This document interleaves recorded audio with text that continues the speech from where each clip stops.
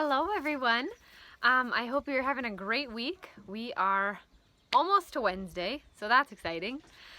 Today, I thought we were going to talk about something that I think everyone can relate to, which is stress. So, I don't know about you guys, but there are lots of times that I get stressed out about a lot of things. I'm very type A, so I get stressed out. I'm a little high strung, so I get stressed out about a lot of things. But I think most people can relate to getting stressed out, whether it's all the time or just every once in a while or whatever. A lot of times it's really situational too. So today I thought we would just kind of talk about that and how what we can do to manage our stress a little bit better. Because I think that's something that a lot of people do struggle with. They know they're stressed out, but then it's like, well, how do I fix it? How do I make it better? So first of all, we have to identify what causes stress. So, and of course, for everybody, it's going to be different. But I think main things are work. That's always stressful. Relationships, those can be really stressful, whether you're just starting a new relationship, whether you are trying to figure out if you should stay in your current relationship. Even if you've been in a relationship for years and years and years, it's still stressful at times. So I think that can be a huge stressor for people. Kids is another one. I don't have any kids, but I see people with kids and it just seems stressful. Another huge thing I think is money. It seems like no matter what, there's never enough of it. You can work and work and work, but it seems like there's never enough money to do everything that you want to or that you feel like you need to do. So that can be a pretty big stressor, I feel like. Another one is school. And I know it's summertime, so not everyone's in school right now, but maybe you're going to school online. That can be really stressful, especially if you're trying to balance a million other things like, work and trying to keep a household together and, again, kids, things like that. It's just stressful. School is stressful. It's very emotionally draining at times, too, and mentally draining. So that is a huge thing that can cause people stress. So we know what causes stress, but what can stress cause? It can actually cause quite a few things that can be pretty serious. It can cause your heart rate to increase, which can lead to high blood pressure, heart attacks, things like that, especially if you're already kind of prone to that. And maybe you have a family history of that, or you have just naturally high blood pressure already. It can cause headaches. I don't know if anyone ever gets those tension headaches, just regular headaches. Or chronic pain too can be caused from just stress. Stress can also have an effect on the way that your body digests food. It can have an effect on either weight gain or weight loss, depending on how you manage your stress sometimes too. Some people will stress eat, so then, that's going to affect your weight. Some people, when they get really stressed out, they don't eat at all. So, that can affect your weight, and that's not a good thing either. That's never healthy to just not eat. It can also cause you to have a decrease in sex drive. And cause muscle tension. It can also increase mental health things. So if you already have mental health conditions, like anxiety, things like that, depression, it can have an effect on.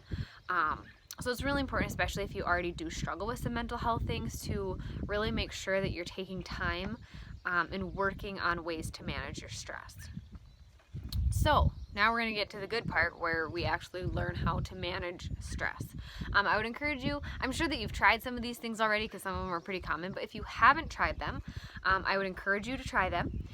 If you've tried them before and it hasn't worked for you, I would encourage you to try it again. And I would say try it for a week, 2 weeks at least, to see if it can be helpful for you. Or sometimes too, a combination of 2 or 3 or 4 of these things can be more beneficial than just trying one thing. So if one thing doesn't work, don't just give up. I would encourage you to look for alternative things to help you manage that stress. So the first and probably the biggest one, and of course it's going to be different for everybody, but for me, it's a huge thing of prayer. That's just huge. So So even if, I know some people aren't super religious, but they still pray to, whatever they feel like is their higher power, which, okay, that's fine.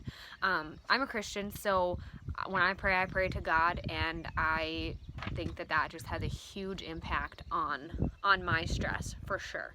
There's so many Bible verses that talk about, just casting your worries and your troubles onto the Lord, and He'll help you get through it. And I think that is just so true. There's other verses that say, don't worry about tomorrow, because tomorrow will worry about themselves. The birds don't worry about tomorrow, and the Heavenly Father feeds them. And it's the exact same concept. And that, I'm not saying don't plan ahead for anything. That's not what I'm saying. But I'm saying, that He'll take care of you. Just don't get so overwhelmed by everything going on. And sometimes just praying out loud or in your head, whatever, helps just to, say, this is what I'm stressed about. This is why. I don't know what to do. Just ask for some help. There's nothing wrong with that. Other things you can do is wake up a little bit earlier. I know if you're like me, not a morning person, so that sounds like it sounds more stressful to have to wake up even earlier than I already do. But sometimes just having a little bit of extra time in the morning can help prepare you for your day a little bit more. The other thing that is so helpful for me, I already like to plan everything, so I like to lay out my clothes the night before. Well, actually I do it a week in advance, so I have my outfits picked out for each day this week. I guess not for the weekends, but during the work week. So just prepare as much as you can the night before, especially another one I do is I'll cook a meal for supper, and then I'll package it up or whatever, so I can pack it and take it to work with me the next day, so then I don't have to do that in the morning.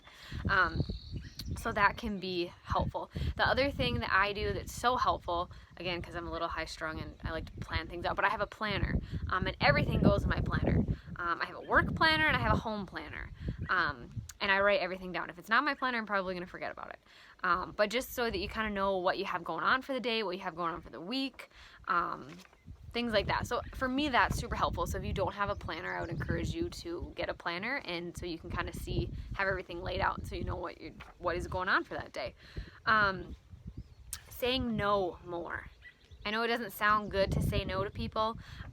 We could have a whole nother video on boundaries, but learning to say no can be a really good thing.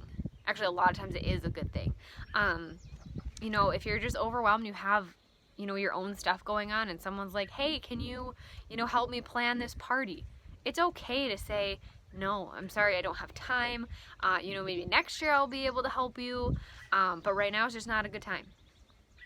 And hopefully people will respect that, and if they don't, then you might have some other issues going on. But it is okay to say no. Don't be afraid to say no. Don't be afraid to set that boundary with people, so that you have time to yourself, so that you can take care of yourself. Because if you can't take care, if you're not well, you're not going to be able to help anybody else very well either.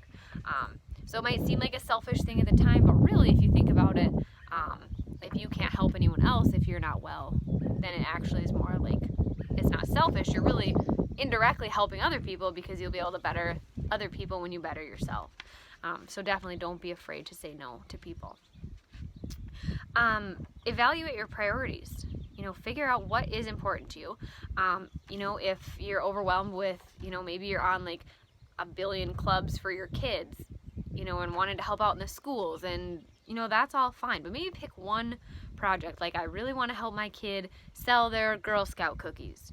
Focus on that one thing, not a million things, because nobody is going to be, it's not easy to do all of those things. So try to do one or two things really well, instead of spread yourself so thin that you get so stressed out, and then it, burn out and all that stuff. Another huge thing, I think, is fixing the toxic relationships. If you have any toxic relationships, either doing some serious, maybe counseling, or else just to cut ties. A lot of times with a really toxic relationship, the best thing you can do is to cut ties. And of course, it's going to be hard at the beginning, but eventually I think that's going to be a really important thing for people who are struggling with stress. Another thing is to journal.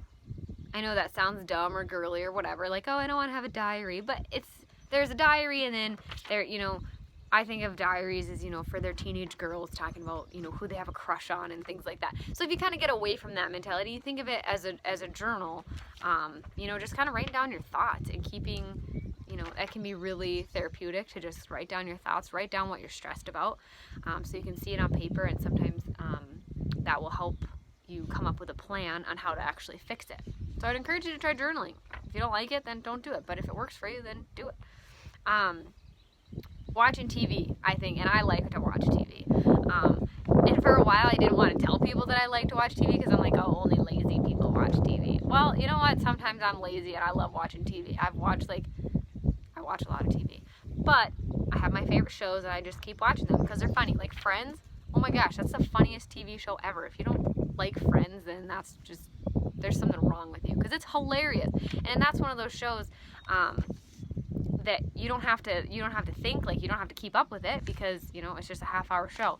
So things like that, like shows like that, are really relaxing for me because you can laugh, and so that makes you feel better. And you don't have to think hard to watch it and enjoy it. So if you have a TV show or a movie that you like to watch that's funny and relaxing, like do it. It doesn't matter if you're lazy for one day out of the week. If it helps your mental health and helps you be less stressed out, do it. Another thing is eating healthy. That can really have a big impact. I try to think of food as really your fuel. You're fueling your body. So if you put garbage in, you're going to get garbage out. Sometimes it's great to eat garbage like Big Macs. I love Big Macs. But is that really the best thing you can eat? Probably not. So I would encourage you to try to, throw some more veggies in your diet. And some fruit. Fruit is good. Blend it up, throw it in a shake, whatever. So I'd encourage you to try to eat a little bit healthier and see if that helps with the stress. And going along with that is exercise. Exercise, it really does. It releases the feel-good chemicals in your body.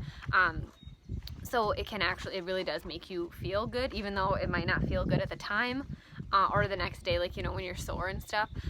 But overall, it can have a really positive impact on your mood and on your mental health, and it can also help with stress. So I would encourage you to start some exercising if you haven't.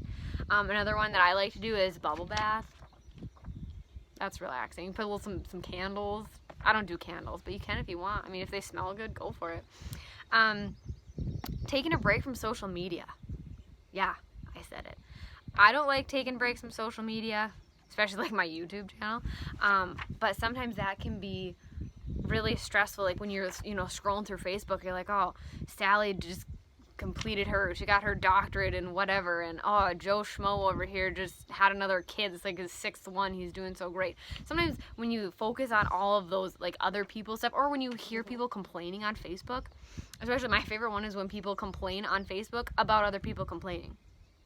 So when you are constantly seeing that and involved in that, and even if you're not dwelling on it, it's still kind of in the back of your mind sometimes, and that can be just really stressful and overwhelming.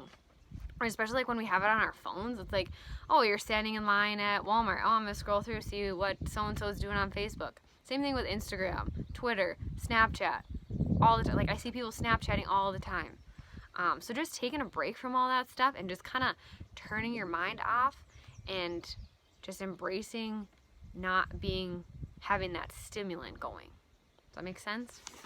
So, I know stress is a big thing for a lot of people.